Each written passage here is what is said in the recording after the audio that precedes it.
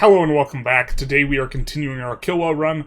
Last episode we did become the #1 GP. I don't think we're the strongest nation despite being the #1 GP, but we are getting a 10 power projection. This is helping with the colonization, and so it is quite nice. It is increasing our costs from expected cost to court, but we have a bunch of flat modifiers kind of stacked up, which makes this overall cheaper. Doesn't require too much investment to keep this going, also because a good chunk of our income is coming in from trade, which kind of brings us to two things that are going to be happening that should be pretty big this episode. One is we are getting this global trade, which is going to decrease trade maintenance. I think there's still some modifiers, trade range used overseas, kind of kicking around somewhere in this age, but I'm not sure exactly where they are, but the additional trade range will allow us to reach further markets, and then the trade range used overseas in particular will be useful for allowing us to really kind of kick off trade in other locations. If we look at trades and we just look at the trades we own, we don't have super valuable trades in places like India, and let alone kind of the old world. And as we get cost reductions, this will really open up our game and allow us to trade a lot. We have a lot of bonuses for trade, but unfortunately we don't have really profitable and lucrative markets within range of ourselves, kind of down here in South Africa. And so that's going to be one thing that is coming on up. Also, we do have what will be our biggest free colonizations that we will get this run, which is the colonizations of these locations here. In particular, there's hundreds of thousands of pops, and they are the Rwandan and the Twa pops, and so we are probably going to get these this episode. We are looking to colonize off to the left these provinces to be able to enter in and grab these Rwandan locations, Twa and Rwandan locations, so that we can colonize all of this stuff instantly. And so this is also a really big deal, and kind of finish out what we have going on here in terms of our ability to project proximity up here, and maybe annex some of these guys so that we get a nice looking map mode for it. But it's probably better to leave them as not being annexed, at least for some period of time. We also, in the interim, made our village tutorial, and in particular, we added to our hotkeys the peasant map mode, which I think is maybe worth having on, just to kind of check around and see where you might have good opportunities for villages and where you have a lot of additional peasants to build out. In particular, while kind of looking through this, we did notice this location, which should have had irrigation and farming to be kind of a breadbasket.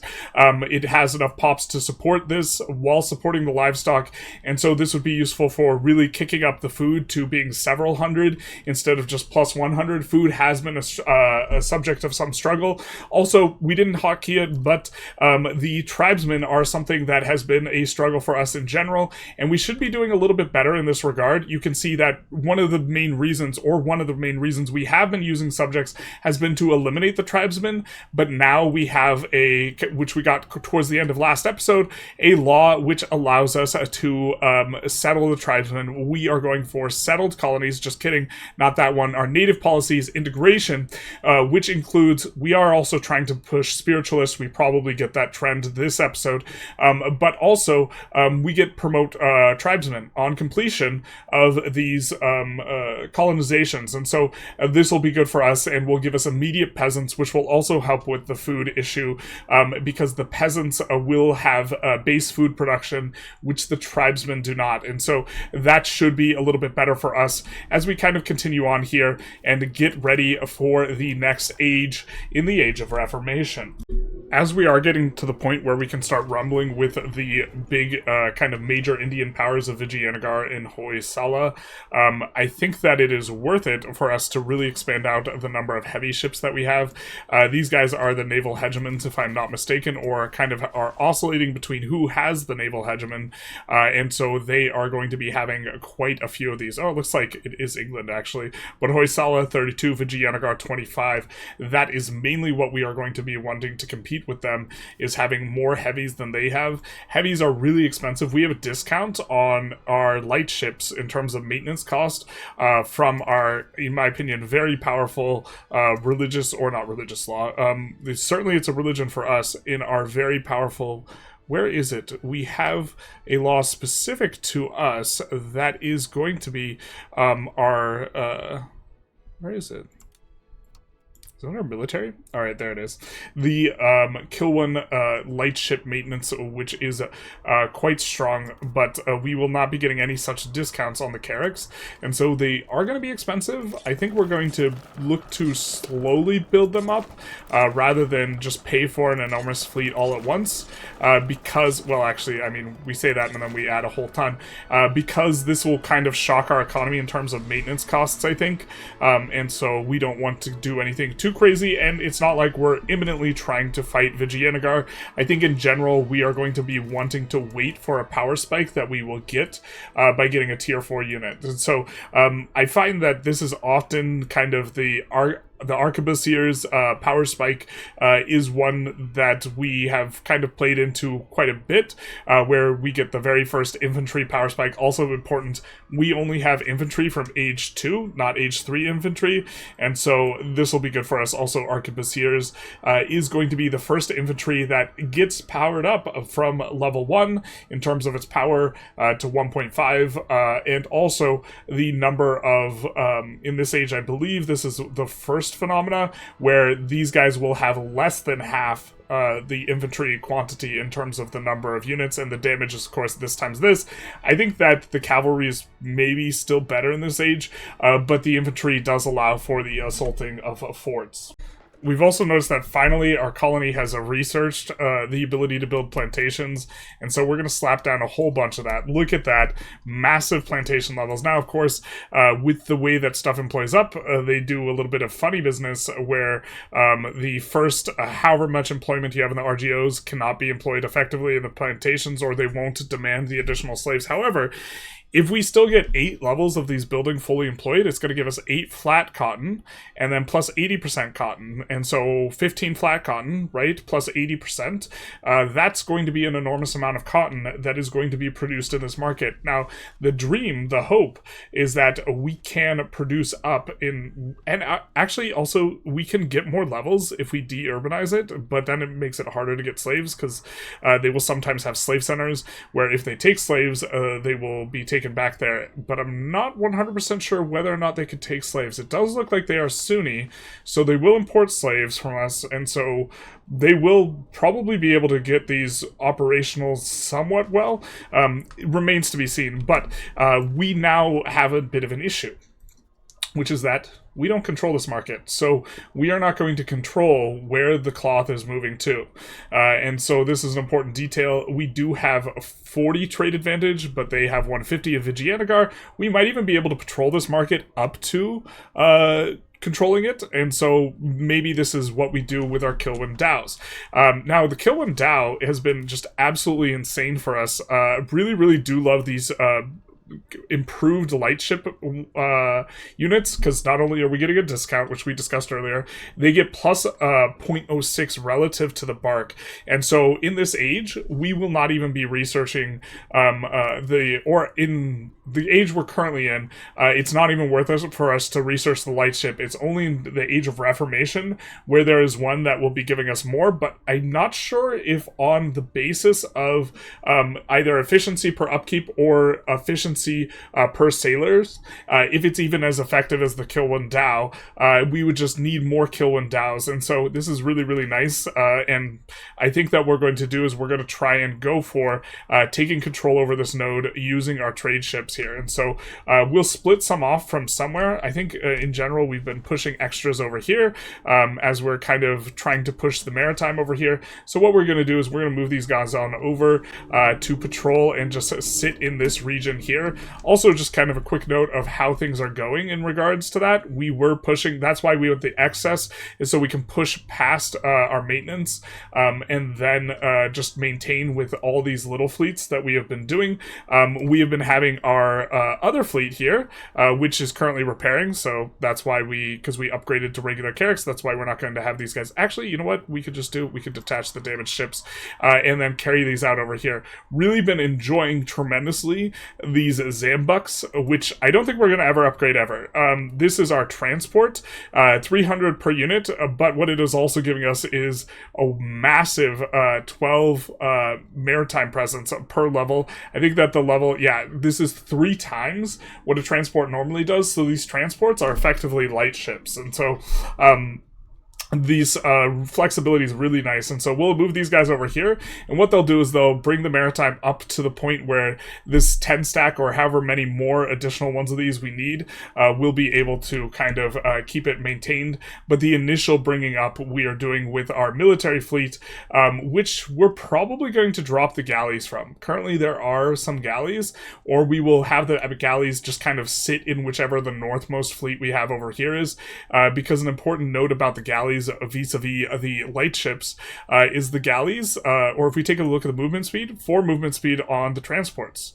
Galleys only have 4 movement speed. Sorry, 6 movement speed on the transport, 4 movement speed on the galleys. And so the galleys are going to move quite a bit slower, and the heavy ships are also fast. The heavy ships could also move at 6, and so they get faster through the ages, and so this would be a reason to abandon this transport if we wanted specifically a faster fleet. But for this maintenance fleet, this is going to be quite nice, and so these unique units have been pretty cool to play around with. In terms of proximity, here's how the proximity is doing. So we are kind of prepping for a scenario where we're going to be getting a little bit more proximity. But I think that they're moving through segments that are a little bit expensive. Yeah, so this is more expensive than it needs to be because the maritime is not complete there. And so we should be able to get just a little bit of proximity over to the very southernmost tip of the Cape here. And as we get better text, this should improve. Also, you can see that it is going along the outside when we have 100 maritime, but I'm suspecting here or here starts to not have 100 maritime. So yeah, we do need to push up these regions. And once we do that, then we should actually even be able to get market access over to the trade capital or the trade center that we had gotten over here, which is eventually going to be pretty good, courtesy of actually having a decent climate relative to kind of the rest of the region here. So there's something I'm not too sure about here, but I think what we're going to do is we're going to test it, which is looking at this masonry. I don't know if the Magosas market and the Kilwa market, if the link between the two cares about roads. I suspect that it does, but I'm not 100% sure. We do see that this trade that we're doing uses 2.78 trade capacity, and this is the number that we are going to write down for ourselves, and the idea being is we are going to build some roads and see if it's still 2.78 to do this exact trade that we are conducting here. Currently, we do not have a big road between the two, and we are going to establish one. It's going to cost us 3K. This is the biggest road segment I think we've paid for so far, just in one go. Doing a lot more small ball roads and letting the AI kind of build some of the roads out for us, because our burgers are pretty road happy. But in particular, some of the ways in which trades have been conducted have been such that we're not sure that this should be the fastest way of going. I think that going to the Kilwa market and to the Magosas market is probably the best way of doing it. But I think that we were noticing, I think it was at one point the Mogadishu market was going to the Magosas market and Kilwa was going to Mogadishu and then around. Surely we're misremembering it. It's just the Mubembe market. But I think that it is the case with Kilwa that it's going through Mogadishu is maybe a little bit strange. And maybe if we had a road directly from Kilwa to here, it would go this way instead. It would go overland. Although, to be fair, we have a reduction to sea travel and we have increased cost to land travel, so maybe this is not the case. And as we kind of get more of these interior markets, we're looking to create another market sometime soon, which is why we started colonizing this location. I think we want a market right here. These interior markets should suffer a little bit as a result of their placement and inability to reach trade, but we're hoping that they can trade with the coastal markets a little bit better. I'm also not entirely sure how the distance gets calculated when you have something like this, where you're obviously going by land, but then you're going by sea. Is it considered a sea trade, or is it considered a land trade? Or is it considered a sea trade only during the sea segments? This is something I have to take a closer look at. I feel like I used to know how this worked, but I have forgotten. But in either case, we will be building this road and seeing if this can help us to access this interior market a little bit better. Well, this is a tad awkward. We've been decked on by Vijayanagar, and truth be told, I think that while we have a stronger land army than them, if you include only regulars, I don't know if we actually have a stronger military than them. And on top of that, we have a little bit of an issue maybe in regards to the Navy, because they've decided to build a whole ton of heavies. We can tell how many heavies they have by looking at the diplomacy, and we kind of mentioned this not too long back, but they have 29 heavies, so I'm entirely sure we cannot take them in a fight. We only have 15 heavies, and so we're going to have to wait for more heavies, but also maybe we need to build more heavies ASAP. I don't know if they're going to send their fleet over. These kind of... I assume that the AI is generally a little bit bad at this type of trans... kind of ocean combat, generally speaking, because it has a lot of things to think about. But we're going to move this guy back, and we are going to rethink our entire life. And by rethink our entire life, I mean we are going to add up to enough heavies to outnumber them 1.5 to 1. So if they have 30, we are going to be adding another 30 ourselves, so that we could get up to 45 heavies, which should saturate the frontage and be enough for us to be able to move our military over. At the same time, we are going to expand out our military, focusing mainly on the cav, and this is one of the reasons why I think we might be able to beat them, is because we have a lot of lancers and they might just have a bunch of nonsense, and so maybe we have a decent chance. I think what we're going to do is we are going to increase the number of lancers. We can see how much maintenance we're paying. We have kind of 3-to-1 ratio here, so I think we could probably just double our lancers and our cannons and have this be kind of the composition we maybe want to go for. In which case, we are going to need more transport ships, because I do believe that these guys cannot supply a full transport of... Yeah, they barely have enough to cover what we currently have, and so we will have to add another 20 or so transport ships as well. More Kilwa Zambucks, which we do love.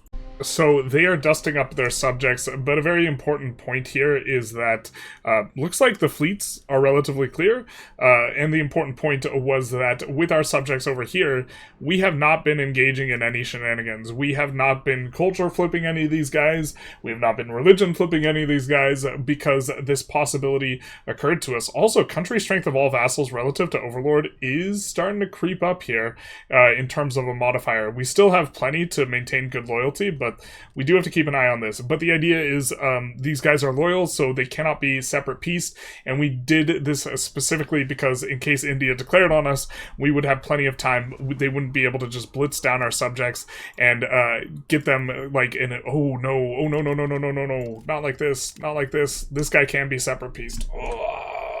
Our age decision is going to be a little bit of a no-brainer. We are going to be going with the diplomats or the diplomacy one. Tax efficiency plus 10% is already enormous, but on top of that, there's a bunch of other stuff we're interested in. Cabinet, 20% efficiency is pretty strong for cab efficiency. Maximum diplomat's not going to matter too much, but trade maintenance, we're trying to stack this modifier. We get 25% from Merchant Republic. The more of it you stack, the better of it will get. Market traction's kind of fine. Diplo rep's decent. Trade capacity plus 10%, again trying to stack kind of these trade modifiers, and this is the one that's going to give us more colonial modifiers. There is maybe like some argument for like the conversion and the tolerance and this type of thing, and there's tolerance of true faith in here, but I think that we just want the colonies, the faster colonies, the colonial maintenance, the naval maintenance as well, is going to also synergize with our discount, because I do believe that these discounts stack additively. So when we have minus light ship maintenance, already minus 25%, an additional minus 10% is effectively going to be like 33% more valuable in terms of its reduction. So we are going to go Diplo focus here. And we're going to cry because Kutch is probably going to get occupied here. It looks like they have a fort. Hopefully they don't give up before the fort finishes. Our navy is about halfway done in terms of our ability to transport units. We do have a 10k stack, although if these guys are shipped up and ready to go early, which they might be before we get the heavies, we might just try and transport and YOLO it, because yeah, we're probably going to YOLO this. We don't see them kind of clipping the wings of our subjects' navies, and so I do think that this is probably going to be safe enough.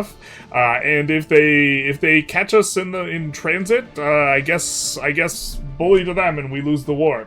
Alright, so this is probably going to be the most tense situation in the war. We just landed.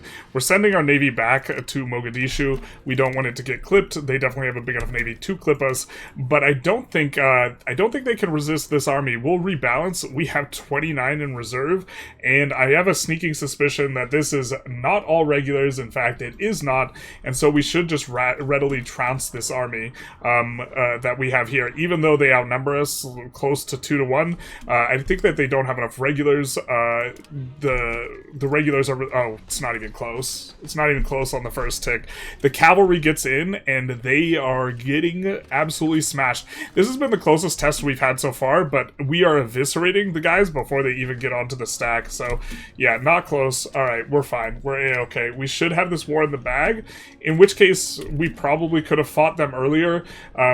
Maybe waiting for that power spike was a little bit silly, but something that we are going to be going for no matter what is going to be this location here, which combat, the trade capital, will give us control of the trade, which is going to, you know, pair quite nicely with the fact that we are building up the plantations here. They don't have any slaves, so no employment at this juncture, but I do believe these guys are Sunni, are they not? And so they actually should be able to enslave the indigenous pops, except, oh, and they really should because they are our culture as well. So they just need a little bit of a nudge in the right direction in terms of building these buildings, and it looks like, okay. They do have some slaves. They are enslaving pops locally here, and they are enslaving them for the purposes of producing this. Okay, so we just have to make sure for them that they just have a slave center everywhere. That way they will actually get some stuff done, and so we'll lay it down. We'll show them how it's done, and we will get those plantations rolling. Alright, so we have landed and we're staring down 130k troops here while trying to siege. A little bit spooky. We are kind of just watching closely to make sure that we are ready to retreat, but most of these are going to be levies, and so the levies we should chew through, and it looks like they don't like the engagement or they're not going for it. We might go for it ourselves, but we are going to look to take this. We need to take this back. This is the war goal here if we want to get a decent war score at this point. And so, okay, looks like they're going to have it. Looks like they're going to try for it. And so this is going to be one where we are very likely to retreat if things start to go badly. And unfortunately, we don't start... Oh, that is unfortunate. We do not start with our guys in the box because our ally is considered the leader of this battle for whatever reason. That is really bad for us. Luckily, cavalry have a lot of combat speed. Doesn't come into play too often because you overstack your box and then you don't really care about going from reserves to fronts, but these guys get to get in right quick. Looks like we are doing a lot of damage down quicker than them. We have saturated the fronts, but this is the margins. The margins aren't anywhere near good enough for us to fight 150k unless we were to get them to all retreat, something like this. The 3-1, it's just... I mean, we're not even getting 3-1 anymore. We're just getting, it's a rout, because all of our guys, it's so unfortunate that our guys stacked all in reserves instead of on the boxes, because we over-reinforced this box on the right, and now we're not fully saturating in the center, so I think what we're going to have to do is we're just going to have to retreat into here. But this is why we were keeping our navy here, and why we were keeping a close eye on this. We do get some damage down on them, but that's kind of irrelevant. You know, kind of considering what all is going on. We don't have military access through this guy, which is maybe something we could try and get towards at some point, so let's improve relations with him. Probably not, though, so this might be a hope for a stalemate type of situation, or... actually, more likely, we just let them try and figure out a way to land over here, and we just sneak around the back and go for their capital, something like this. It looks like we might even have a path through with only taking one fort. No, it looks like we'll have to take at least 2 forts to get to their capital. Something like this. A little bit of divide and conquer. We should siege generally faster than them, considering our level of cannons, and so maybe this is the way we have to play it. So we don't really have the power, even operating out of Bombani, to fight all of this. Even though we're doing really well, 200k stacks are just too much for us. And so we're just going to try and take as many slaves as we can before we get enforced on here. It is a bit unfortunate. I think we're going to be... Oh man, we just have like... we don't have the means by which to assault anything, because we just don't have, we have very, very few, infantrymen, and on top, now we get the breach too. We have very few infantrymen, and on top of that, they are not properly ranked, really, and so our ability to, assault is functionally non-existent, which is a little bit unfortunate. We have so much cav, so we can win battles, but we don't have enough to do that other stuff. We do roll a parliament for roads, and we go ahead and we build a whole bunch of roads to try and improve market access, to try and also make sure that we are getting these dev bonuses, kind of relaxed on that a little bit, trying to bring it back up, and also trying to increase proximity, specifically in some areas where we're pulling in from the coast and adding in proximity, and so this will be useful, help to create a lot of development. You can see here it is paying off. Like this section here, we do have a couple of dev coming in, despite this not being very old land, and we've had like this land I think a little bit longer, maybe not, but like this 8 stack has been a lot older or colonized a lot earlier. Although, to be fair, we have a lot more positive modifiers here and just the one negative vegetation modifier, but you can see here road is coming in and allowing us to get more development in here, which is going to be useful for us, and so these roads will be nice. And again, with this war, we're just trying to take as many slaves as possible. Really unfortunate we can't assault. I was thinking that it wasn't going to look good, but I was thinking maybe we could assault through one fort, but not even one fort.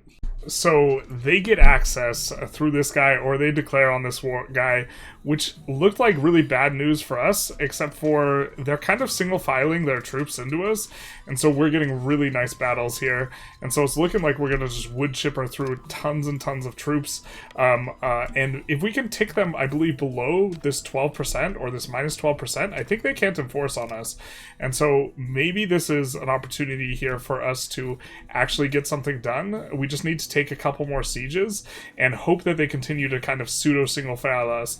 We want to take out this siege, but actually this guy's got the siege covered. Maybe we could just, oh, we don't have access there. They have access, we don't have access. Okay, that is a little bit annoying, but that kind of is what it is. I guess we're just going to have to try and siege this, and hope to get additional war score from battles. We do have not capped from battles, but we have the ticking war score on them having beaten us here, so we'll see how this shakes out. Alright, so I think we're gonna white peace, because they are willing to accept a white peace. We tried hiring mercs, we hired some mercs, and then for whatever reason they didn't spawn. I'm not sure what's up with that. We could try and hire more mercs, but considering they didn't spawn correctly, and that we only have 230 days, or 200 days to resolve this, I don't think we're gonna go for that. I think that that'll be a future war potential type of thing. I think we're just gonna take our white peace now, so nothing funny happens, instead of trying to siege for a few more slaves. And this will be fine enough for us. We will have a truce, and the Great War will be over. I think that we're just going to park this guy, this big fat fleet over here, though. That way we can try and gain control of the node in terms of trade, because we're not that far off of it, especially because we wrecked their maritime presence. You can see that we are getting plus 100. A big part of this is our maritime presence, and I think we kind of clipped their wings in this regard to some extent. They're getting plus 133 from own locations, but we don't even have the entirety of the maritime presence we could have, and so this is going to be something that's going to be nice for us. We'll just repair up the fleet, we'll let the units recover, and then, or actually we'll probably ship the units back. Let's send them back to Mogadishu, where they will be able to properly reinforce, because I don't think there are any cannons in this market. We tried exporting cannons to this market, but our guys were not recovering who were cannon dudes. So regarding the distance between markets and the effect of roads, we did load back into our earlier save to check the numbers. There's only one more road to be completed, but some of these roads did finish, connecting the capital to the market center, and it's still 2.78 trade capacity to move 1.16 masonry, so it has not gotten any cheaper. It seems that the markets only care about the province size. There is a province size map mode, but you have to be using like the debug tools or whatever to be able to see it, and so we can't take a look at province size, and so a little bit surprised to see that the roads don't affect it, but here we are. The roads don't affect it. Doesn't really... It's not that big a deal, though, because we will still benefit from additional market access by virtue of getting some of these roads down, so they will be useful for the Magosis market here. So this is Lake Victoria, and this is the last coastal province of Lake Victoria that we've been waiting to get for some time. We've accepted Baganda pops, but there's a whole lot of them here, so it's taken forever for them to flip Sunni. But now that they have flipped Sunni, we can instant complete this section here. So this is going to be good. We will go for the colonization. Unfortunately, we stopped accepting Rutara, not noticing that we had one more location, so that is a bit kind of annoying, but wait, did we just auto-complete the entire thing? We accepted Rutara before, but not sure why we get the full complete now. In any case, that's going to be good for us, and that will be all of Lake Victoria proudly colonized. Look at all this. So many pops in this region that we have gotten here, and we will eventually integrate for the good old Freezies, good dealsies. We will do something to get this guy's pop capacity up. We're just going to instantly build an irrigation here. The idea this is going to give 1,000 pop capacity, let their pops grow. We could also urbanize it. I'm not sure we want to do this. It is stone, so it won't really benefit that much from the irrigation, but we just want to get some amount of pop growth going. They will also start to migrate out of here a little bit, and so that'll be nice as well. Hopefully to other places in this region, but there we have it. Lake Victoria has been victoriously colonized in its completion. And we also get our first colonial subject. There's like maybe some sort of world where we could try and think about getting proximity here, but I don't think that that world exists. And so there isn't any kind of world in that matter, but this is going to be a pretty nice one. They're going to have a decent harbor for their capital, and there are going to be some decent resources kind of hiding behind here. There's the gold here, for example, but we do get established our very first colony, and we will do what we do with all of our colonies, which is we will send them some gold. We will send them some economic support. Actually, no, we won't, because actually, we've noticed that they're just incredibly stupid with it, so we won't do that. But they also do have a market that they have for themselves here. I'm thinking that the correct strategy is, unfortunately, one I'm not thrilled with, which is we probably should just leave them on one province, because this will ensure that they have the maximum population and development growth, because they will use Dev Province, and you should probably just make a bunch of one province colonies. But the thing is if you send them a bunch of money, they'll start urbanizing a bunch of stuff they shouldn't be urbanizing. They're not very smart about what they build, but in particular, they usually can use a little bit of help in regards to what they build at the start. So they want glass, because that way they will be able to build markets. They want tools, because that is going to be an important input. They also will like to have fabric, and also the booze. That way they can be used as a jumping off point as far as colonies go.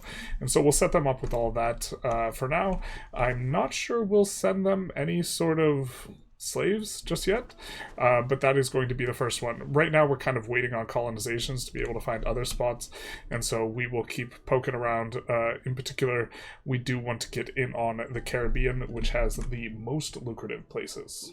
So we are just 2 months away from getting global trade here in the capital, and after that it should spread reasonably quickly. We won't go over all the extra texts that we're researching. It's just kind of a hodgepodge of remaining texts that are going to be pretty useful, but not going to be necessarily our top choice. Otherwise, we would have already researched them by now. We have quite a few colonies going on. We have the last colony for Madagascar. We are getting some more colonization down here. Generally waiting for the missions to finish converting and then going for the colonization, because we're planning on owning this land direct so that we can build settlements. We got colonization kind of filling out the coast here. A little bit of colonization here. Mainly wanted to get some surface area for missions.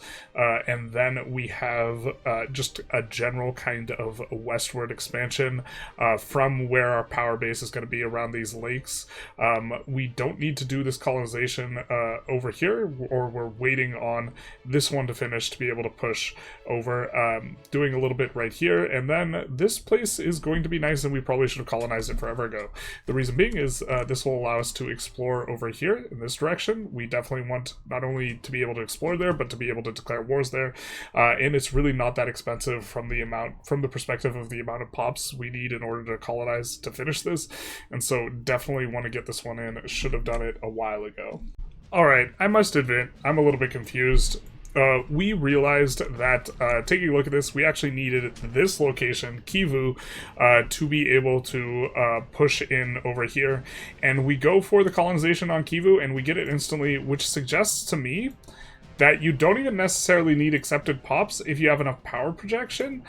We have you don't even need accepted pops if you have enough power projection and conversions, or something like this. We get the entire Kivu for free. I don't know if this is bugged, or if this is special rules, because of the way, I need to take a look at the internal kind of thing as a result of colonization, because this has happened a few spots where we just get basically what looks like these free colonizations. In particular, Trois is going to be one we can accept kind of relatively quickly, which is going to allow us to move into this area pretty quick too, and colonize these areas, which we are going to need to go after Rwanda. But I think what we're going to do, since this just insta-completed, it's see if the Rwanda one will just complete. Again, I'm not sure exactly what the rules are here, so we'll have to double check the exact rules for finishing a colony, because it seems like perhaps we don't understand it, even though we understand that over 50%, okay, not sure what that's there, but we just insta-completed all of this. Maybe it's because we accept cultures from this culture group, or something like this, or because we haven't even flipped that many Sunni over here, so I'm not exactly sure what's going on. We instantly finished these colonies as well. I don't know what to make of this. I have to double check the rules. But that's kind of the big level of colonization we were trying to get done, but we were trying to get it done in a different way. And then we've been colonizing this place forever because Bidji is not kind of capitulating. I really don't understand what exactly is going on. I do believe it's a combination of accepting cultures and converting provinces, because normally you don't instant flip if you're converting places from Europe, and so maybe it's you just have to have the culture group. I know that power projection impacts these types of things, but very, very surprised to just see these instantly finish in Lake Victoria region, and I think maybe it has something to do with us accepting this culture group. We could even try colonizing over here and see if this goes for free as well. This is also another really high pop colony. I imagine that but then this one's not going in for freezies, good dealsies. I mean, it was certainly a good deal for us to get that 52k in for free. But then we have all these slow ones that are part of our culture group as well. So this will require a little bit of investigation. I'm not exactly sure. I do want to emphasize that this has been a major point of the campaign, that there is just an enormous amount of pops here, and if you can colonize this, or if you have a strategy for colonizing this, this is a huge power spike. This is what I think we should be paying attention to. That is 2 million more pops. And if you include all of our subjects, we have now more pops than something like France. And this is without fighting anyone who's been particularly large. Now, we're going to make subjects out of these, and these subjects are probably going to be a little bit on the disloyal side from the perspective of the country strength of all vassals is starting to get bigger and bigger and bigger. Luckily, they don't have a lot of money, and there's not a lot of development and stuff up here, so these guys won't necessarily be too spooky, but this is something that we will have to care about, and we will probably slow down on the subject making / speed up on the annexation. We are improving relations with a whole bunch of our subjects so that we can annex them. We're currently annexing these boys colonies here. Probably going to look to try and pick up some of the stuff along the lake slash areas that we can have high control. So looking to get the Madagascar relatively quickly. I think we're improving relations with almost everyone here. Ruinia, we just can't bear to like annex them because they've just been dev provincing their like little brains out over this like gold and cotton and this type of stuff, and we really like those resources. But something like this, like it's not necessarily, it's close to the market capital. This is probably something we maybe want to control ourselves, and it's just a bunch of lumber, and I don't even think that they've really been using dev province that much anyways. Looks like they are. We hate to see it. We love to have just dev province everywhere, just kind of for free, and so but we do have to start annexing people a little bit faster than we are currently. But I guess we're owning all of this ourselves instead of taking it directly, so maybe that's kind of a little bit of a trade-off, and maybe we go after some of these guys in here. This is where like a lot of total tax base is in terms of our subjects, is now this guy and this guy and this guy. If we take a look, there's not really a lot much tax base up here, so maybe that's not too big a concern. I think I know why all of these colonies that instantly finished might have instantly finished. This is just a guess, but I'm thinking that any place that is pop capped will instantly finish in the colony because you can't add any more pops, and so there's nothing left for you to do, which is... I mean, I guess that makes sense, because how else are you going to add enough of your pops to be able to colonize it? But on the other hand, it's a little disappointing if you can always instant colonize these places that start out pop cap. And maybe it's just creates this very, very strange situation for this region in its entirety, in that you can colonize it instantly as anyone, I suppose, if that's the way that it works. That's the first thought that comes to mind, asking around and trying to see if anyone else knows, but that would be kind of funny if that's how this works. So do make a new market here in Basarwa, which I think is a fairly good location. It's kind of in a clearing of sorts, where we are going to have not too much vegetation. It is sparse, so I don't think it's going to be the best market, and so because I think we need some inland markets, I figured that this would be a good location for an inland market, and then we would get another coastal market somewhere down here.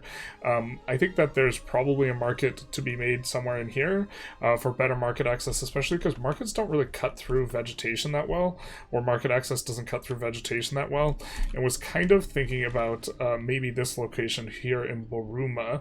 It's next to a bunch of rivers. It is on the hill, so it kind of splits it nicely, because it seems to be the case that the location you're going to is the one that matters for market access, so putting it on a place that is going to have rougher terrain is less of a concern. And if that is the case, which I kind of think it is, this seems like a good location that's halfway in between the Magosis market and the Sofala market, and then we kind of maybe need to think about, hey, where do we put a market here? And the kind of attractive spot is the one place with good harbor suitability, and I do think that there's kind of a clearing there. Yeah, there is a clearing of grassland at the very least, not vegetation, but it's kind of a little bit of a clearing of vegetation with the Woodlands Plateau, and so I do think that that place was looking pretty good eventually to be a market as well. Also, our proximity is starting to kick in over here. We finally started pushing it so that we get the full outside segment here instead of the coastal segments, and so here we actually have a decent amount of proximity, like 20. It is a rural location, so we could have just built a bailiff for the same thing, and maybe we start stacking a few bailiffs internally on some of the better RGOs here, knowing that we're probably not going to get too much control to those locations. I'm not sure if there is a good way for us to do this. We have roads like out to here, and it's just got 22, so that's probably a decent shout, but the proximity is starting to come into force. A reason against the bailiffs would be we just don't even have that much pops here anyways. I suppose that this is an exception over here in the 10k spot, so 10k on this iron, that seems a good enough place, but then by the time we get to the gold and silver, I do think we actually have some... Oh, we don't have any proximity.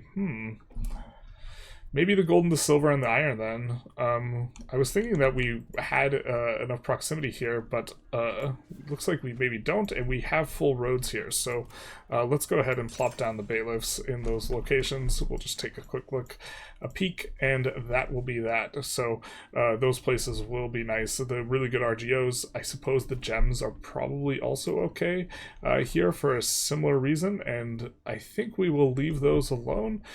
We could maybe do the gems over here as well, actually. Oh, just kidding, we can't. It's because it's not even owned yet. That'll do it. So we will keep an eye out for this type of thing, and we could...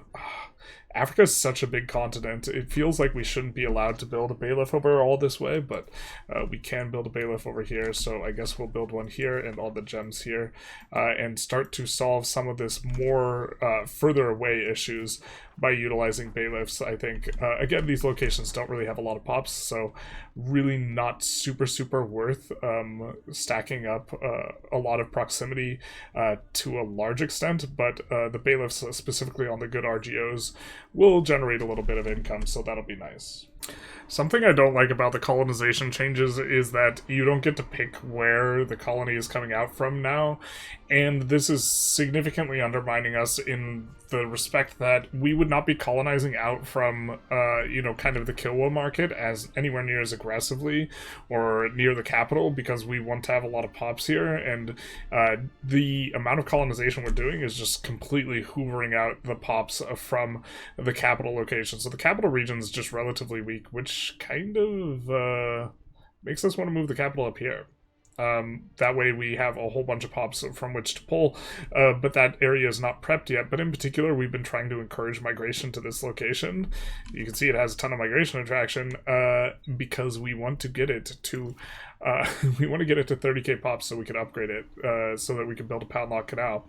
But it is losing pops currently, or it's just basically staying the same because it is the chosen location for sending out the colonies, which is really kind of frustrating, that it is basically just kind of taking the place where we have like the most surplus peasants, I guess maybe is the way that it like looks at it. So we could just build a bunch of peasant buildings or a bunch of urban buildings. Maybe that would help us out here, but it seems to be pulling from this location and then sending out. And so maybe that's the solution, is just to build a bunch of buildings so that because it's just sending out where we have spare pops, but it is pulling from this location as we are desperately trying to increase the amount of pops that are here. So we're going to try and see if this approach will work, because just trying to migrate pops here, as powerful as a migration edict is, it isn't enough. You can see minus 103 last month. So yeah. So some time ago we did talk about making a second Madagascar market, and this is going to be the plan here. Really kind of adding in more of these markets here as we start to fill out the map, but this is the location we prepped. We have glass, we have tools. It's not going to be the most insane market, but I do think it's worth creating the market here. We can get decent amounts of control. Ew, whoa. Why is this so expensive to create a new market here? I know that it scales with stuff like market access and this type of thing, but man, that seems like it's really expensive. Alright, well, fair enough. We're going to make a new market here still, though. It is going to be quite expensive, but there's very little market access in this location, 17%, and we would like it to be kind of a secondary power base here. And to take a kind of quick look at what we have going on, it is on a plateau. And it is splitting between a bunch of flatland, and so we will have access to a lot of flatland grassland, which is not something we really have much access to in areas where we have high control, so this is going to be nice. And then resource-wise, there's a lot of cotton and iron and rice, and so overall resource-wise, it looks pretty solid as well. Even got some lumber here too, some stone, and so it's basically kind of a complete market in terms of everything that you want. You have some of the like premium inputs, you have plenty of food. On the back side, you do have the RGOs that are going to be good and useful for trading. Probably manually expand these out some once the lumber price comes down a little bit, so we'll need to expand these, and this is one of the reasons why we have the tools kind of already prepped a little bit. This is, of course, in our subject, who we are hoping is going to be using Dev Province soon. They just came about. They're a little bit of a new subject, so not going to necessarily see too much, but we see on this backside, they've been Dev Provincing for forever. These two subjects, which are OPMs, which we kind of wanted to be doing that because they have a bunch of saffron, so the max saffron levels should generally be high, except when they do this. When they pull a silly billy and they urbanize the saffron, which we don't really like very much when they do that, but it is what it is. We're just going to de-urbanize every time that we see the saffron that has been urbanized. We'll just kind of bop it, and eventually we will want to annex it ourselves when the kind of marginal dev that you're getting from Dev Province, right, when it becomes a lower proportion of your total dev, at this point, maybe the upgrade is appropriate, but, okay. We'll also try and remember, too, these provinces that we're downgrading, we also want to make sure that we get in a market village on, so that they maintain their burgers, and those burgers maintain some amount of, dev growth as well. Looks like, yeah. We have a few new locations here as well, so you can see not all of them have had market villages, and we will want to add these. These will also be nice for when we're kind of kickstarting a new market a little bit, although in general, not super thrilled with the PM on the market village. We mainly want it for the potential burgers so that we do get a little bit of dev growth, but we have, over the course of this episode and kind of the end of last episode, finished off Madagascar, and so a nice feather in our cap. So I think at this point, the colonies are starting to siphon off a lot of pops from kind of the home location, and it's really unfortunate that we can't just, like, colonize from here. You know, we have plenty of accepted pops, this type of stuff. We have primary culture pops here, but we have to colonize from the home market, or it seems like that's the way it works, is whatever your home market is, it just pulls from wherever you have free available peasants, because this is a new system where you don't get to decide where it's coming from. And so I think because of this, like, we either have to move the market or we have to, like, slow down on the colonization, especially because these areas aren't really, like, we don't really want to move a ton of pops from areas of high control to areas of low control. Like, this is kind of a play pattern that we hadn't really kind of thought through as much as maybe we should have. I mean, we definitely want to colonize this stuff because we are getting insane pop growth, and so it's like, it's quite a bit of juice in this way. But some of the other stuff where we're not going to get that much control, it doesn't feel quite as good, even though this has been largely the objective and, like, trying to acquire lots of pops. It's either this or moving the capital, which, to be fair, the capital maybe could even be in the Sofala market, like, pretty reasonably, and still be close to, like, close to both the coast and this lake, which is, like, the basis for our kind of proximity, but, like, either way, it kind of feels bad. I'm not sure exactly what we're supposed to do here. We could just, like, move the capital over up to the lake up here with the idea that it's not that much proximity to get back to the coast because of the lakes, but yeah. So after, I think, the longest reign I've ever had a character on in EU5, this guy dies. He was an absolute banger. I think we got him, like, in his early 20s, and so he's had, like, a 40-year reign. And so now what we are looking for is we're looking for characters with high admin. Generally, I think that's kind of the most important stat, followed by Diplo, and we preferably would want to be of the Tanzanian dynasty, because we have a lot of crown characters from that dynasty. So this guy's got 100. He does have some kids, so that's something. Don't know how big this dynasty is, but this is going to inform how many crown power characters we have, and it looks like we got some from this dynasty, maybe? No, not really too many, so this guy's got a ton of 90s, so that's nice. Don't know how big this dynasty is. Looks like it's actually relatively small, but okay. Probably would prefer the 95 with all the other stuff. And then we have this guy, who's hopefully... he's not from the dynasty that we want. So the one with the most dynasty characters is going to be this guy. But the one with the overall best stats is going to be this guy. Which one of these guys is younger? Is this third guy young? A little bit of tough decision. I think we're going to take the guy with a bunch of 90s. Kind of unfortunate because now our crown power will get pretty low. Shout out to the loud car outside. Because we are going to be losing stuff from having guys in cabinet. We just promoted this guy to cabinet, the head of the cabinet too. He was a crown character. Now, since they are not of the same dynasty as this guy, they're no longer going to be a crown character. So I think we might have one or two characters. No, we don't even have a single character that is crown. A bit unfortunate. So what we're going to do is, first of all, we'll adapt to the local culture. This will nuke our prestige, but fair enough. And then we are going to see if we can get a royal marriage. We can get one, but we're not going to do that yet. We're just going to get marry three lowborns. And the idea is we really want to kind of create a more fleshed out dynasty, and then we will marry this one here, which will give us, okay, a little bit of prestige and not too much. So we have 4 marriages coming in. We have a really good stat line, and so this is going to be very solid. Crown power, that is the modifier. So we like having the crown power. We already have a bunch of building cost modifiers, so stacking more of that is going to be good, and then procs cost is really good. That's kind of why we favor the admin the highest. After that, I do think a state satisfaction equilibrium is pretty nice, along with the Diplorep, loyalty of subjects. And this is kind of nice, but it feels generally a little bit win-more-ish. The morale, actually, no, it's just kind of, I think the morale is a little bit of a weak modifier.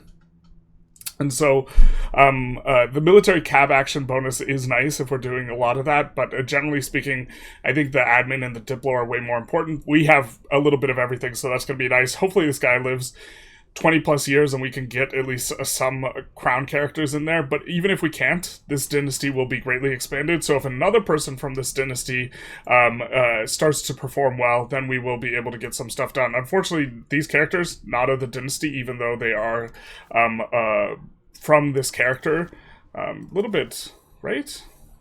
Yeah, he's got no kids yet. All right, fair enough. He has a sister who has a bunch of kids that aren't of the right dynasty. Also, you can see we have pretty good coverage in terms of market access now. Madagascar, I think, is just a little bit too big for one market, and so that will be nice that we'll have more market access, especially as the populations start to rise in this area and we get more stuff that is production-based, where the market access will inform how much of the stuff we can end up getting. Also, expecting to see reasonably good provincial food kind of things going on. Looks like maybe there's a little bit of trouble up here in the north now, so we do have to keep an eye on this. Yeah, we'll have to figure out some more foodstuffs. Worth noting is that we have stacked things up so that we annex these guys extremely quickly. The smaller they are, the quicker you're going to annex them, and since we are the dominant culture, or they have our culture as the dominant culture, we get plus 100% instead of needing to have a cultural advantage and getting plus 50%. And so this means that we can actually annex multiple people extraordinarily quickly. We just finished annexing this guy so that we can make the market down there and be in control of it. And then this guy will annex, I think, next month, and then this guy a couple months later. And so I think we're going to continue to go towards jurisprudence almost over that 50 mark, so that's going to unlock new potential mystics here. A little bit slow for us getting there. I think that we probably could have increased societal values earlier in the run and had that been a little bit better, but we do get all this integrated now, and we are going to have, once this resets in the end of the month, in regards to the proximity, we are going to see that, hey, we get a really solid amount of proximity in these locations that are close to the river. And these ones, it's not the end of the world that we have low proximity here. We maybe build bailiff in the copper, something like this, and eventually in the gold if we were to control it. But also, we're kind of thinking that, generally speaking, as we start to push out in this direction, unless the pop is extraordinarily low in the area we colonize, such that we need to control it ourselves in order to keep the settlement employed up, we're probably going to lean on subjects so that they increase dev. But by virtue of this stuff all being close to the lake, we get to have, 45 proximity in all of this. Also, expecting to see quite a few roads come on out and us to actually have proximity down here, now that our burghers can have at the roads. But every 6 months they decide what they're going to build or something like this, so it'll be a few months delay before they decide to start putting down some roads. Alright, so round 2, Vijayanagar decks on us again. We're a little bit more prepared. We hire up some mercs, some arquebusiers. Probably should have hired them for more years, but I think we could just hire more mercs if we run into issues with them, or they are early arquebusiers. We also decided to start researching early arquebusier, like in the queue. Honestly, I was overestimating how quickly we'd get institutions. We're just not going to get them that fast. The first thing we research is not going to be the military power spike, and so this is not going to be ideal. So we're going to merge these two guys up and then head on over to the conflict here and look to take on combat. It looks like we might have a land route. That's unfortunate that they beat us to that. Two Sicilies has been colonizing kind of the same region, and we wanted to finish our colony before they finish theirs, and they finish it, so they get the market control, or the creation of the market, but it's kind of close to where our subject is going to be, so I guess that's fine enough. Two Sicilies kind of competing. We add another colony here. We thought about adding one here, but we don't want to drain our pop too much. Or we're just desperately, like, it doesn't matter too much, and maybe we're just, like, overthinking it, outside of the fact that we really, really want this location to get up to being a city. And I think we had the opportunity to upgrade it to a city before, and it's since decreased. You can see here this is 22k, but it's already a city. And so it doesn't matter that we're depleting this 22k down, but really kind of, like, our capital region, relative to most runs, just feels ungodly hollowed out. But we have a ton of proximity in a lot of locations, so it's not that big a deal. But, okay. In truth, the real strategy is probably ratting out to India and just, you know, fighting in India. Wow, that's 160k. I think we beat that. Unfortunately, there's no combat bonus there, but I think we win because that's almost certainly all levies. Or this has been, like, our experience fighting these guys, is they, like, go super levy heavy, maybe if we weight down this, we can prevent them from taking that location. Ooh. Okay, so we're going to adjust the formation a little bit. We're going to overstack the center with infantry, and we're going to overstack the flanks with cavalry. The infantry gets more defensive bonuses in the center, and the flanks you will get less, so the cavalry also just in general is better, and we have way more cavalry, so we'll stick the cavalry on the flanks, and we'll stick in the middle the infantrymen. Looks like we have kind of a few little extra infantrymen, actually a lot of extra infantrymen from the mercs. In theory, maybe we want to preserve the mercs, but we'll see what we could do in the battle here. And we will be the defenders. Looks like we saturate very quickly the front, and we will have a little bit of a go. 4-1 casualties is not going to be it for us, though. And so maybe this doesn't work. Maybe this is a retreat and base race situation. They are sieging this with not too many men, and we do have advantage over the seas. And so I think we maybe take the... If we take the retreat, though, we instantly lose the siege, but I think we lose this battle anyways.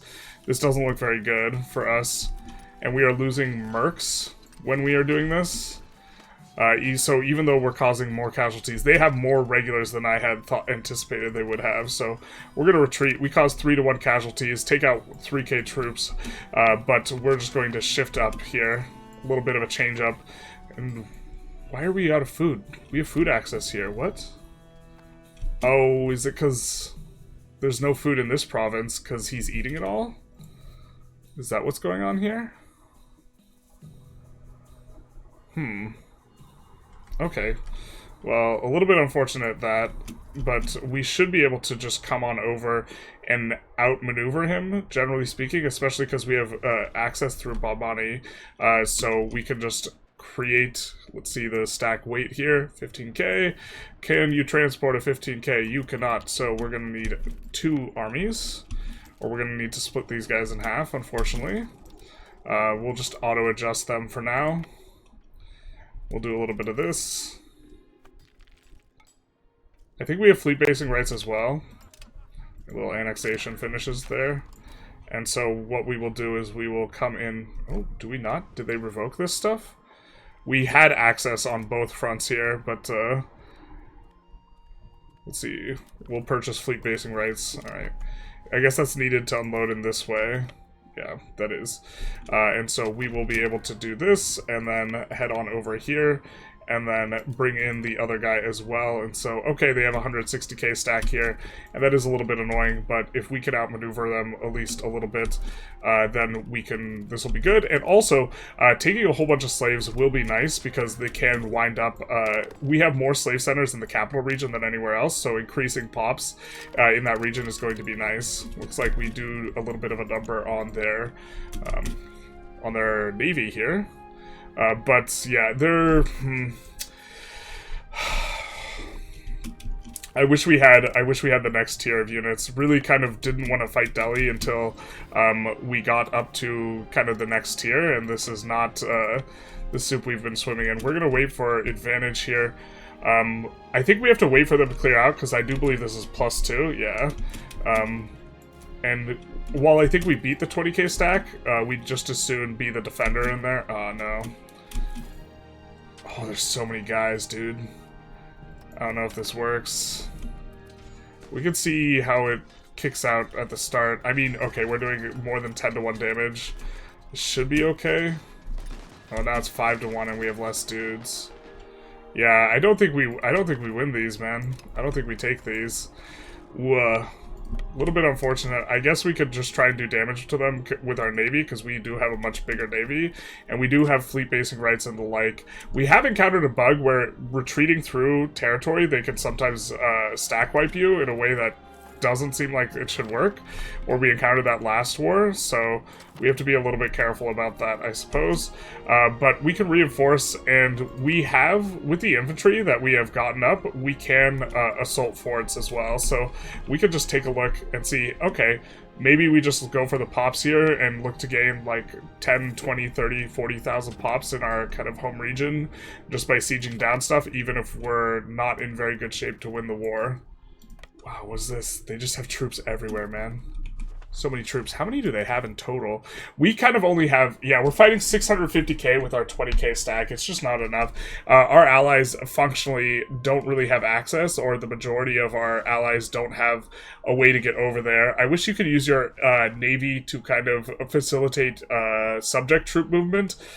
But this looks like it's going to be another kind of grim one. I mean, we can work up some more, but I'm not sure how much it'll help.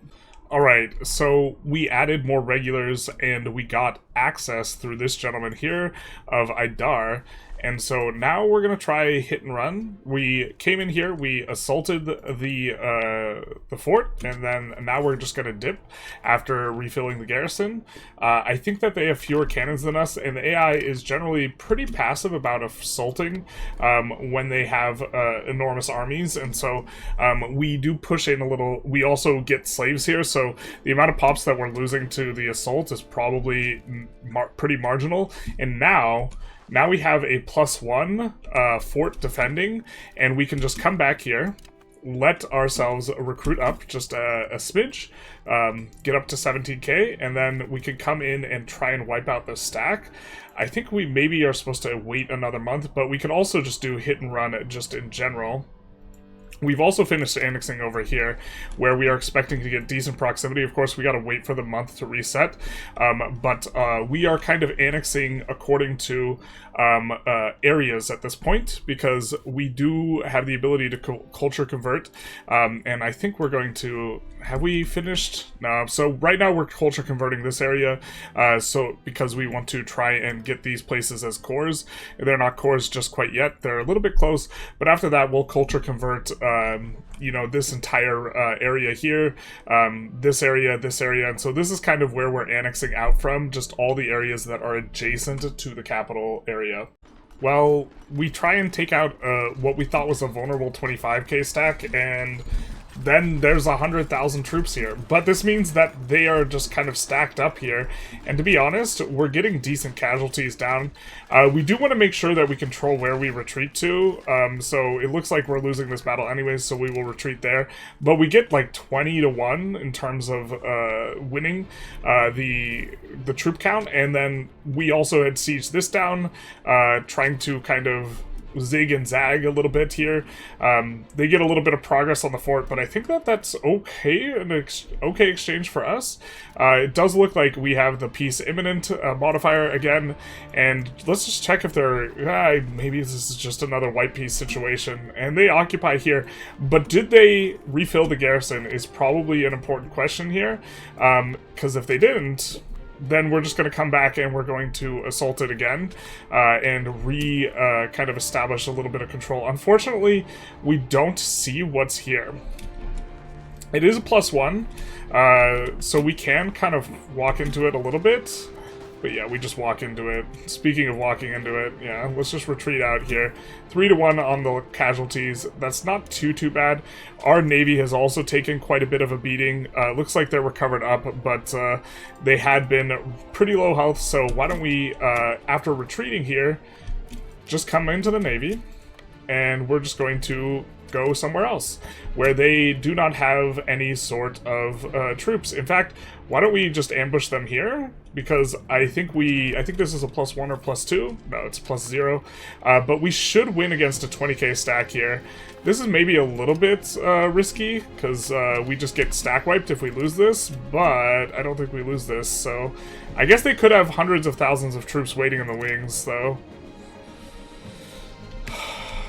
Alright, well, we're taking it either way. We'll get this guy out so that we can retreat onto that if need be, but I think that we just win this. Yeah, just have way more regulars than they do, or we're entirely regulars and they're very levy heavy. But this is a lot more casualties than I was kind of hoping for, and yikes, they're reinforcing. I think we still win. Looks like we're taking they're taking 10-1 on the damage. This is quite painful, but it looks like we're winning. God. What do the flanks look like? Oh yeah, they're just getting eviscerated. Okay, yeah, they have no one in it. Perfect. So that works for us. Now we can re-siege this over here. We can also just look to push in, maybe? Maybe? This is a 2. The Fog of War makes this a little bit rough, but if we went towards Darwar, we could take this in Darwar, maybe, and then we would get quite a bit from the slaves. So I think we're going to take the risk of marching into this territory. I'm not sure if it pays off. We'll see. This is, like, watching through the jungle is just so scary because of the Fog of War. I can't imagine PvP, like, for this is going to be, like, you get such a big defensive advantage. We're finishing up a lot of colonies, we're not starting new ones at this juncture, so we now have, kind of max morale. Let's see if we can siege this down real quick. Looks like we did get it.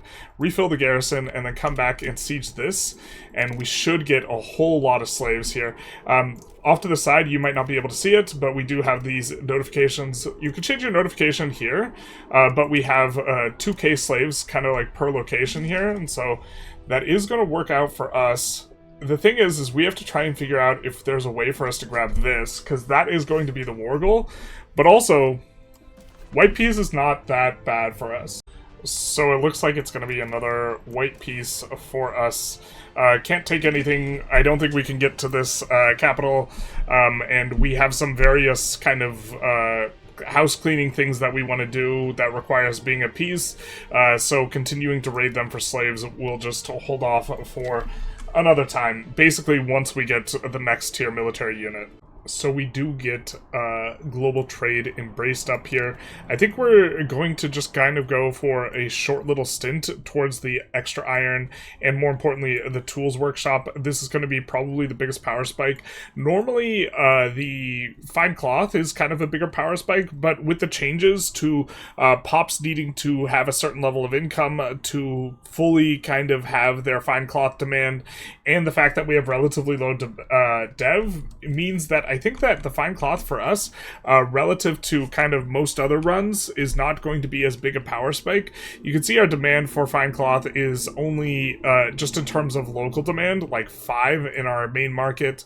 It's non-existent over there. It's like 2 over here.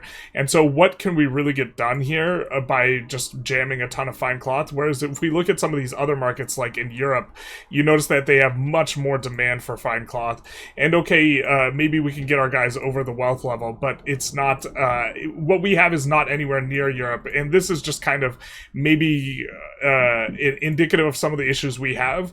What we could maybe try and do is range Europe and be able to export to Europe, but I'd rather kind of try and see if we can dip our toes a little bit first, and see if we have any trades, for example, that are really heading in that direction that are very lucrative for us. That way, while we own the trades, looks like we're pushing some spices to Naples, but the idea is we don't really have many trades going into even Alexandria, let alone like Europe. And if we're not trading with Europe, we're not trading with these far off markets. I think we're trading with Sevilla. No, we're not. Interesting. Oh wait, we have to kind of do this each time we take a look at a new one. I just don't think that, like, the idea that... I mean, maybe this is the way we have to try and do it, is we have to unlock the fine cloth and then try and push the fine cloth all the way to Europe. But the thing is there's, like, no demand. But there's demand for tools. And so what is normally the kind of biggest power spike for Europe is not going to be the biggest power spike for us, because, look, we have absolutely enormous tools demands, and we just have like a lot of kind of pseudo infrastructure, I guess, is the maybe a way to put it. We have a ton of lumber mills, we have a ton of other stuff that is creating the demand for these things, and so as that one doesn't want to tell us numbers, and so this we could conceivably get a decent amount on. Looks like we also have burgers exporting a lot of tools, and so I do think that this will be a rather nice power spike for us relative to the fine cloth. Normally we'd be like, okay, we go tools and we rush fine cloth. I'm not entirely sure that that is going to be the solution for us, but we have consistently been having iron input issues, so we definitely want to pick up the iron here as well. So we can kind of get started on building some of the infrastructure for utilizing these lakes. We have been trying to build this line of pound lock canals. We actually just finished one here, giving us a pound lock in this segment, and you can see the percentages are starting to add up. Dev, we have 4%, 14% from the bridge and the pound lock with that, 24% with the text that we get, and then 24 plus an additional 10%, 34%, and that's pretty solid. Losing a little bit to the plateau, but this is decreasing the costs, and you can see we are urbanizing with the idea of being able to come through here and get a pound lock canal, pound lock canal, pound lock canal. We have the rivers for this, and we are also looking to urbanize this because we will be able to go from here to here through the lake up until these two locations. And so in terms of getting proximity up to here, I think that's going to be the route that we go. I'm not entirely sure. It might be faster just to come through here and come through this lake and this type of thing, in which case we do care about having pound locks to this lake, in particular to East Gogo. And so taking a look here, we can urbanize, and what we're going to do is once these are done urbanizing, we are going to put in slave centers, so that when we take slaves, when we eventually start fighting a little bit more with so many rural buildings we're going to lose, but when we start fighting a little bit more with in India and actually taking more slaves, this is going to kind of facilitate these two veins of infrastructure. Yeah, because from here we can come to you know, here or here. Actually, it's probably here and then into here through the lake that is adjacent, but also here, and then we're at the lake up there, and then it looks like there's going to be two solid veins that kind of encompass this entire region, and so we're prepping these. We do have to keep an eye on the food, because that has been kind of a consistent issue, but it looks like, I was going to say, it looks like we're in good shape. These guys have urbanized up quite a bit. Also, when we did finish colonization in this spot, we did instant colonize it, but everyone got flipped to peasants immediately because of the law that we had, rather than being tribesmen, and so they are net even on food, which is kind of nice, despite having, you know, some of these higher promoted pops, but it does look like the urbanization is kind of catching us up to them, and so we will kind of take down urbanization on some of the better RGOs, I think, as consistently as we can. But also, if the wood is cheap here, which we've tried to make it cheap, we're gonna increase. A lot of negativity here. We're just going to max out the wood there, knowing that they will eventually employ up. I've been having some issues getting wood into this market. I suppose we could just actually just export from here wood into the market in order to kind of facilitate this. But the thing is, manual exports really don't help out decrease the price too much. They just provide enough supply.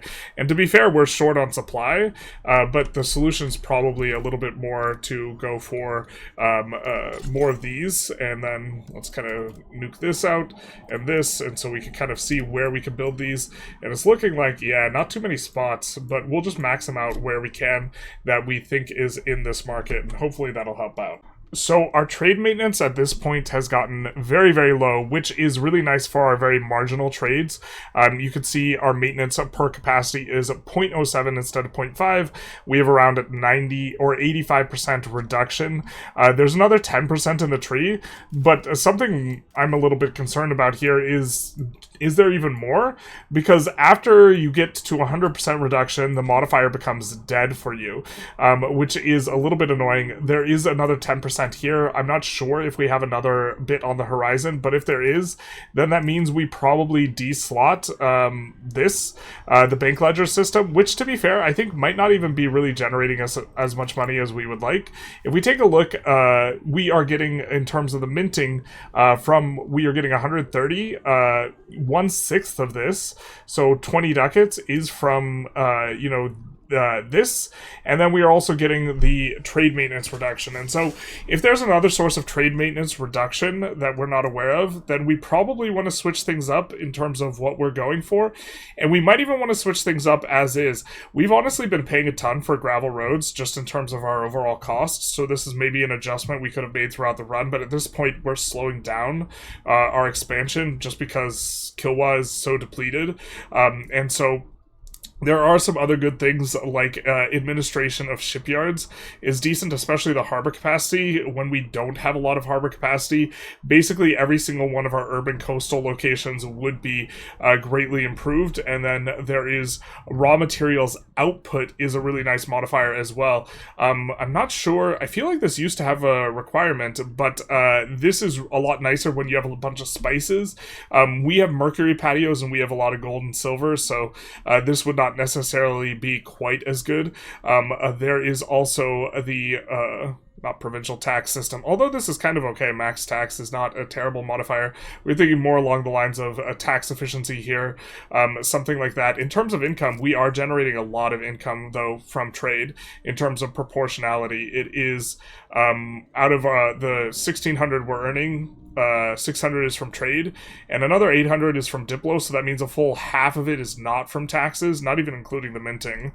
But this is kind of something we're thinking about here is, this is on the chopping block a little bit, the trade capacity. I think that's probably more valuable, but then the bank ledger system, which is also on the chopping block here.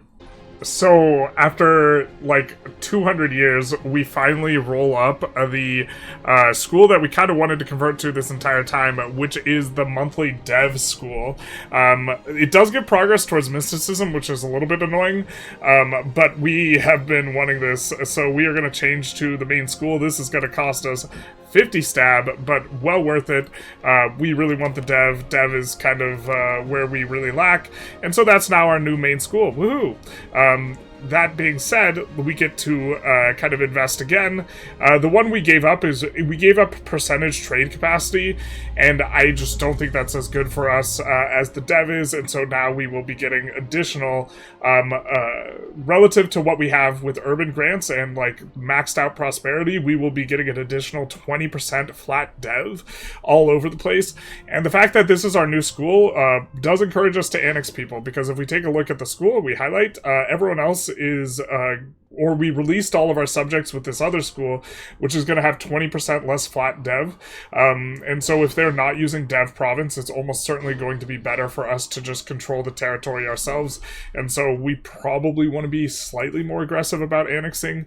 And so maybe we look to kind of annex some of these lake guys. I think that these guys are not using dev province. Last we checked, it is a... They are going to be converting and doing some various other things that are useful, but sounds like someone's taking out the trash here. The monthly assimilation is also going to be nice, and so maybe we let them assimilate a little while longer. We really do have an absolutely massive primary culture. It's up to 8 million pops now. So we're actually going to slot out that government reform, but I didn't even notice that we had this lightship maintenance cost, trade range used overseas outward thing, which is absolutely spectacular for us. I think that maybe we just passed the threshold for the mercantilism. Yeah, that must be it. We just get to 50 here. In fact, we probably should boost this because the trade maintenance discount here, and that's part of what we're going to be giving up. We lose a little bit of trade efficiency on this, but I think that that's super okay. And so what we are going to be able to do, prosperity there on pretty nice as well, is swap on over to that instead of using this bank ledger system. And I do think that this will help out quite a bit for us. Well, actually, so here's the thing, is administration of shipyards is also really attractive. Everywhere getting plus 1.1 harbor capacity does represent each harbor capacity when the base price is 30, which it's not anymore, represents I think point 9-ish proximity, which is something like 6 or 7 control in these locations, which is a pretty big deal. But the flip side is that, well, let's see how much we're spending on maintenance. The trade range used overseas is really what we want, though, because we want to be able to range like Europe with our trades more than anything else. And the fact is, right now we can't really range them that efficiently. I think we're just gonna go with the state-backed merchant fleet. I'm not sure if it's better, but we're gonna go with it. We obviously do want more slots, though, for gov reforms, considering how much value we're getting off of this. If we take a look at Navy maintenance, we have a couple of discounts, specifically towards, we have, by the looks of it, minus 21%, and then I don't know if it's stacking additively, but we're only paying 36 ducats for 176 dows, and we're paying like half that for a third as many Zambucks, so it's looking like we do have a pretty nice discount here. We don't want to take that stab hit, because we just took a stab hit. We just took a couple stab hits, so feeling pretty bad in that regard. And maybe, is that why we lost the hegemon? We lost Diplocorp. Womp womp. So, I think the reason we couldn't change the any air religion before was because our ruler was the wrong religion, but we flipped it now, and so now we are trending or backsliding towards spiritualist, eventually going to be making the swap. We also are, for the thumbnail, finishing all the colonization in kind of South Africa here. It's all really low pops, so it doesn't take a ton of our pops to complete this, and probably it's going to be good enough for us to be completing it anyways. That way the dev starts ticking on up from prosperity, urban development grants, and this. So it's probably something we should just finish just because the population is so low, and also maybe in these areas as well, some of these areas where it's really low pop should just complete it rather than just kind of waiting for a cultural acceptance, religious conversion, this type of stuff. I do think going and leaning into the Dhimmi super hard is also reasonable instead of like converting everything to Sunni. It's just in order to get those instant colonization flips, we needed to flip everything Sunni, and I think you either want to be really, really Dhimmi or really not Dhimmi, chances are, and we wanted to experiment a little bit with this, but not being able to just uber tax the burgers because it's our Dhimmi tax that's used on the burgers kind of feels a little bit bad. But, okay, the hegemon's back. So we do make a new market in Madagascar. I'm not sure how it's pronounced, but I do think that this is a fairly good location for a market. It's got a little bit of a clearing. Internally, there are some grasslands, and it has a good natural harbor, so probably going to eventually be able to get proximity to it. And it nicely rounds out the situation such that we will have no area with absolutely zero market access in this kind of South Africa region, which is nice. maybe right here actually has 0 market access. Nope, 1%. That's enough. Not 0. Confirmed. And so that'll be pretty nice. Also, not too much to colonize here to like actually add some lumber to the market. That's the one thing it's lacking. We did prep it.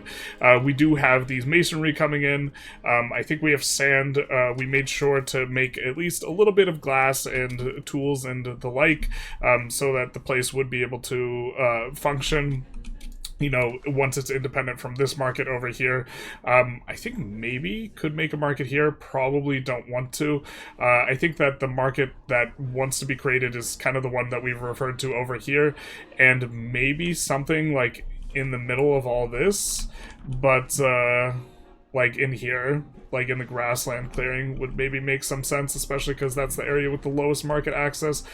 Something in here could kind of do all right, but it's just a bunch of wild game that's probably pretty far off of being particularly useful, and so I don't know if we'd even swing for that. It is like geographically kind of what we want, but then anything north, as we start to get north here, we're going to go back to the jungle and the low dev and the nightmares that will continue. Dev map mode actually does look kind of okay. Getting some dev in some various places.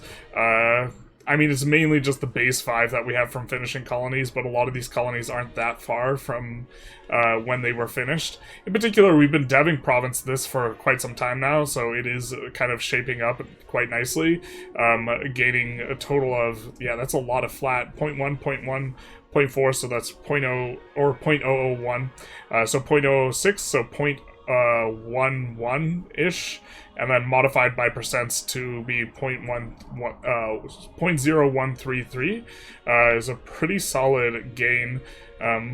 We do have the 20 dev here, of course, and we have been using our parliament every single time on this location, eventually going to be gaining the proximity cost reduction. Notably, the biggest reduction we get from the lake is actually this segment here, because moving from here to here, because the territory it's moving into is mountains forest, would just be ungodly like expensive. It would be like, I think, over 20, and effectively it's only costing us around 5, because 2.56, and then we just move on and we only care about the province we're going into, which admittedly we are going into a mountain here. Oh wait, is it going out of?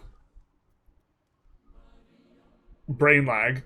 It cares about the province it's going out of. The market access cares about the province it's going into. So this isn't discounted by as much as kind of we were thinking, because yeah, we do have to kind of deal with the mountains aspect here, which makes this segment, as we were suggesting, very, very expensive. A little bit unfortunate. If this wasn't mountains, this all would be like so much more accessible, and that's probably one of the reasons why the tracing might actually go through here in order to get to this lake instead of kind of through here. But definitely our ability to access this far side where Lundi and Urua are is significantly helped by you know, this lake situation significantly discounting the cost to go to this segment, to this segment, to this segment, and then once you're in this segment, everything will have the same proximity. So the 24% proximity, that would be for the entire coast of this lake if we were to annex everything right now. So I think we're going to not research anything more in global trade. We can embrace either the other two institutions, and it is a little bit of a choice. By the way, we did find the other trade maintenance. We weren't imagining things. There is minus 10% here, and that's not too bad a spot where for us to go for, even, because arquebusiers is definitely something that we want, but I think we really want confessionalism stuff a little bit more. Really got some nice things. I think Rights of the Clergy probably has something that will give spiritualist trend, which we are kind of into. Secularization of the state, is this? No, actually nothing that gives spiritualist trend. Interesting. We would colonize a little bit faster with the power projection, and so this is attractive, but in particular Supreme Court gives proximity cost reduction 5%, and dev in the capital, and crown power, which has been a little bit of a difficulty for us, but also we get political principle for another 5% proximity here as a republic, and then we have the 10% efficiency or tax efficiency here, and 10% trade capacity. So really, there's a whole bunch of stuff in confessionalism that's really good. And okay, Vijayanagar is probably going to deck us, and then we're going to kick ourselves in the foot, which don't ask me how that works, because we're going to be like, oh, we wish we had the upgraded thing, that way we could actually fight them. But the dopamine wants what it wants, the heart wants what it wants, and it wants proximity cost and crown power. And so we're going to go for this, into the tax efficiency. Notably, we really want the gov reform, and so the entire, we really want the gov reform. We don't really care about the brig. In fact, we kind of actively want to not research the brig. If we could actively not...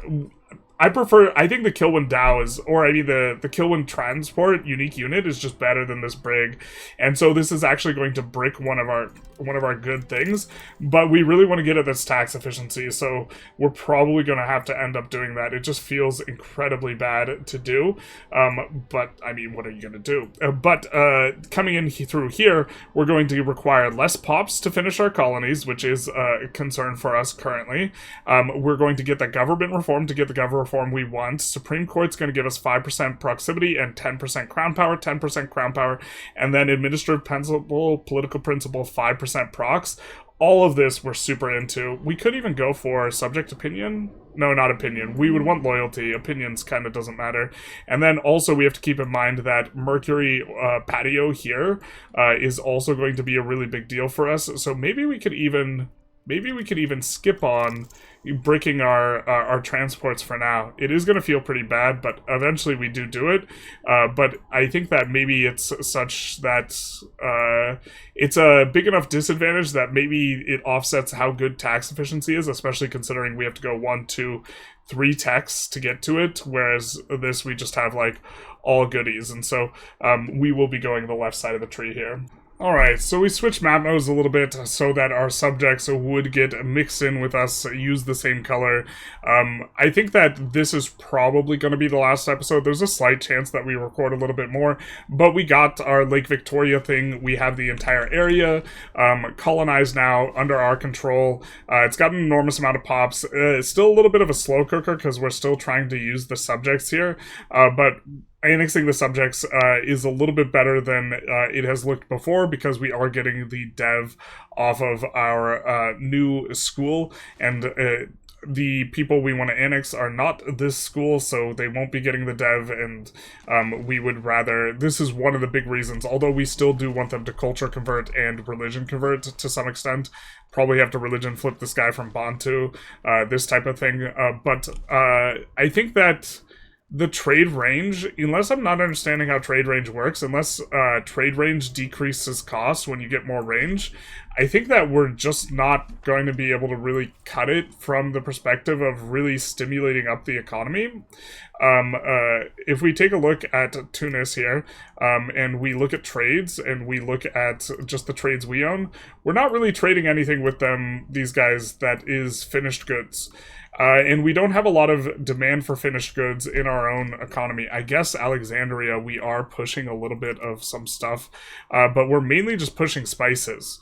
And a big part of the issue here for us, as it relates to spinning up the economy, is general lack of demand from our own pops.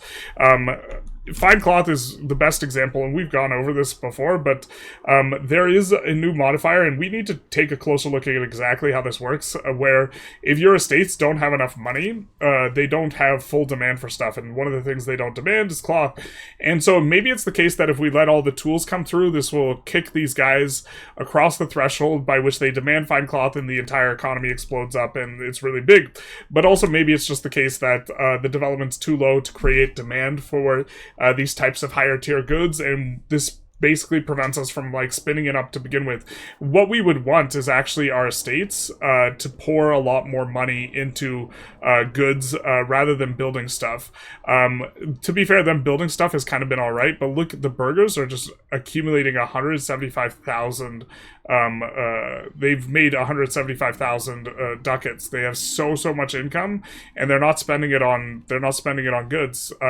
I guess they're now consuming lacquerware, but that's not stimulating our economy. That's only stimulating trades that are heading towards Mogadishu and Kilwa. Actually, a little bit surprised to see just that quantity of lacquerware. I wonder who is controlling that kind of good. And this is maybe a way of kind of stimulating the economy. Demands of the needs of the burghers in here. But who's controlling the trades? Because we just discovered, it looks like it's not us. It looks like it is, in fact, Majapahit who is sending over the trade, but they're not even making that much from the trade. And so if we could make lacquerware, or we would, I think, spike pretty hard if we could make lacquerware, because one of the big things about lacquerware is its input is wood. And we could maybe try and export of carpentry and lacquerware specifically, because we have enormous amounts of wood. And so this is normally something that is kind of a medium-ish good, but would be incredible for us, but that's going to be 2 ages from now, and so I think that the dev and Kilwa's unique geographical position is kind of interesting, because we can't normally you can kind of steal people's demand by exporting goods to them, but the problem is relative to anyone else in the old world except for the Congo, we are farthest from centers that have a lot of population and dev. Even like the Jurchens, they're close to China. Majapahit is close to India, much closer to India than we are in terms of how much trade range is required. And also, Majapahit actually has pops and dev themselves. This is their dev, and then this is their pops. And so they can create their own internal demand, and they could really push economies of scale in this type of stuff in a way that we cannot. We are still struggling to make cities, in this location. Although, to be fair, we are colonizing. But taking a look at our pops, this is what we have going on. We don't have hundreds of thousands. We have, just a little over 30,000. And so, really, this has been... I mean, maybe we move the capital up here and we can kick things off, and we should have tried to accelerate that process, just generally speaking. But I do think that Kilwa's kind of just in a rough spot and can kind of I think we did okay considering our situation. I think that they're way, way, way better with the lakes in place, but the lakes are taking a long time to take effect, and really it's just kind of felt a little bit more vanilla-ish, where we have exploited some of the systems by which we can get a lot of colonies going and this type of thing. And to be fair, the average development we're gaining per month when you aggregate all the locations under our control is enormous. We are growing in terms of dev probably more than anyone else on the map that's not China, just because we have so many locations that are each gaining a little chunk of dev. But I think the breakpoints are important. Fine cloth is not demanded until you have 20 dev. And we don't have 20 dev in a lot of locations. And so, fine cloth's demanded there.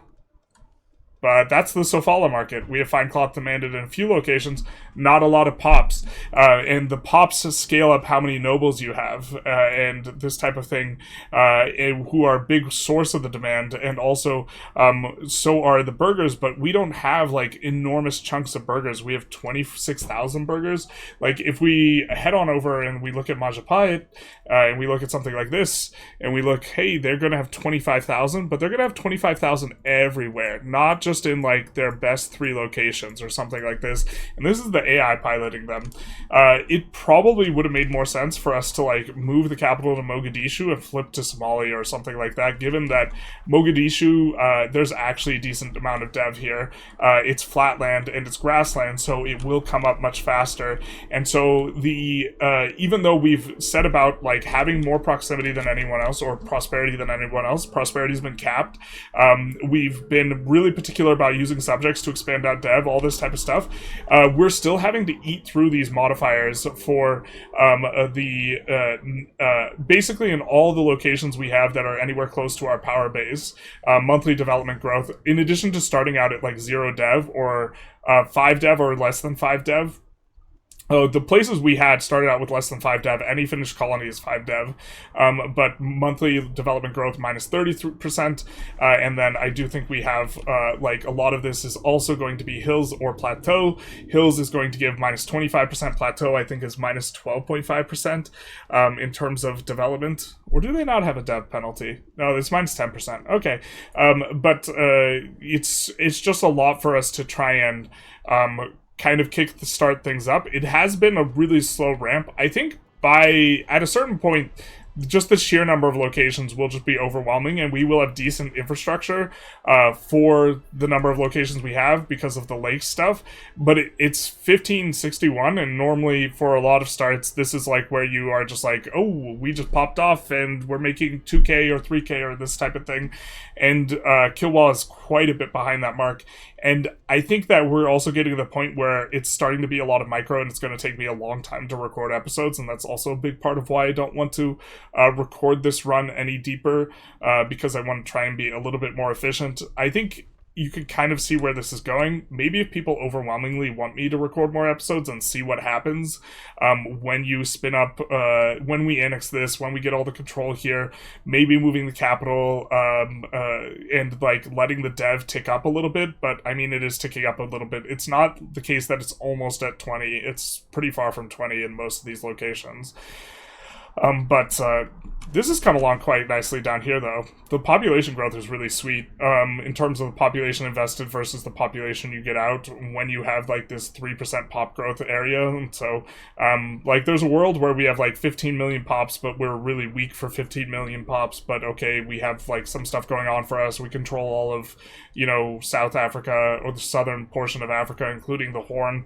Like, the Horn wouldn't be too hard to take. We could probably fight the Mamluks, this type of thing. But then the correct strategy is probably just moving our capital over here, and that's a little bit less interesting than trying to play through here, because if we look, like, the dev here is decent, and then we have enormous pops here, and then we could just ship out a bunch of finished goods from there, and that would be the less interesting play, but that's probably the correct play. Really kind of interesting to kind of like suss this out, though. I think that in our spreadsheet for country rankings, we're going to increase the value of development in the ratings by quite a bit here, because it's a lot of places in Europe just like kind of have a similar-ish amount of development, and they're also close to stuff with other development, but being really, really low on development is a bit rough. And I think that the difference between like 10 and 20 is less than the difference between 0 and 10, or like 15 and 25. It's better to be like the difference between, we've had most of our stuff start at 5, and the difference between 5 and 15 is so much bigger than the difference between 15 and 25 in terms of your start condition, I think, because I think that it's a step ladder system, and I think the really important breakpoint is 20 dev, and rather than like 30 dev or something like this, and so it does feel a little bit polarized. Also, yeah, you can totally tell just like how big an impact the terrain is based on us like just kind of not really getting much started down here, and this starting with more dev and then having easier terrain, and it's in 20 or 30, and despite not focusing on it, like Mogadishu is one of our better markets, 1400 ducats versus 1526 and versus 1400. They're all three the same size, and then everything else is a little bit smaller. But also selecting where to put markets has been interesting in this type of thing. But anyways, belaboring the point, we'll probably have a a retrospective where we take a closer look at some of this stuff maybe. But I hope you guys enjoyed. If you did, please feel free to like, comment, subscribe, hit the notification bell, do the YouTube algorithm thing, and other than that, have a good one. Bye-bye now.